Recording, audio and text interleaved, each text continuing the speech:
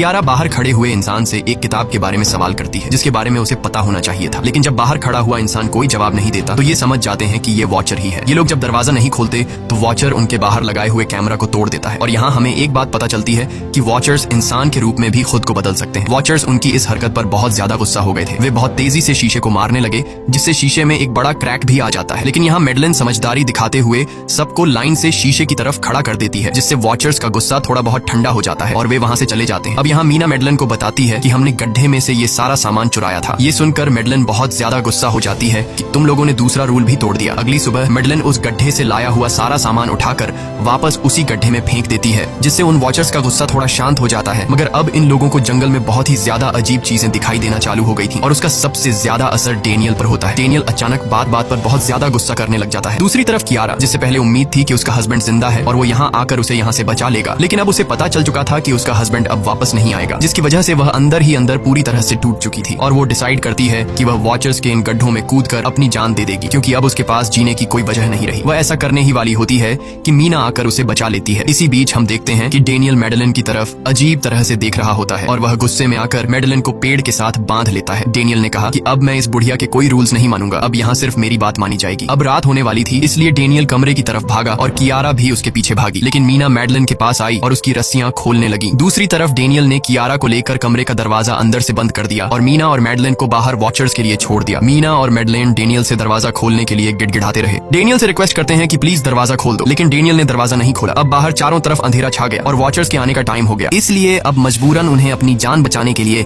एक घने पेड़ के नीचे रहकर छिपना पड़ा। थोड़ी देर बाद उन्हें वॉचर्स की गुराने की आवाजें आने लगी। इस टाइम मीना और मैडलिन के साथ हमें भी उन वॉचर्स की एक झलक दिखाई जाती है। ये लोग लंबे पतले और खतरनाक थे। सब अपने अपने गड्ढों से निकलकर इंसानों को देखने के लिए उस सेफ रूम तक पहुंचते हैं और जब ये लोग देखते हैं कि मीना और मैडलिन वहां नहीं है तो वो उनको खाने के लिए जंगल में ढूंढने लग जाते हैं। और जब ये वॉचर्स दूर जाते हैं तो मौके का फायदा उठाते हुए ये दोनों फिर से सेफ रूम तक आ जाते हैं और डेनियल से रो रो कर दरवाजा खोलने को कहते हैं। इस बार डेनियल के दिल में रहम जाग जाता है और वो उनके लिए दरवाजा खोल लेता है। अब अंदर जाने के बाद पहले तो मैडलिन डेनियल पर गुस्सा करती है और फिर इन सबको शीशे के सामने खड़ा करके वॉचर्स के बारे में कुछ बातें बताती है। मैडलिन ने कहा कि अब तक हम बहुत से रूल्स तोड़ चुके हैं, इसलिए मुझे नहीं लगता कि इस बार वॉचर्स हमें माफ करेंगे। मैं तुम लोगों को वॉचर्स के बारे में कुछ सच्चाई बताना चाहती हूँ। दरअसल मैं जब यहाँ पहली बार आई थी तो मैंने कुछ ऐसा देखा जिससे मेरे होश उड़ गए। मैंने अपना ही एक डुप्लीकेट देखा। असल में वो एक वॉचर था जो मेरा रूप लेने की कोशिश कर रहा था, हालांकि उसकी आंखें और बाल बिल्कुल परफेक्ट नहीं थे। मीना ने पूछा कि आखिर ये वॉचर्स हैं क्या चीज, जिस पर मैडलिन ने जवाब दिया कि ये सारे क्रीचर्स फेरीज हैं जो किसी जमाने में इंसानों के साथ मिलकर रहते थे। फेरीज पंखों वाले एक जादुई जीव थे, लेकिन वक्त गुजरने के साथ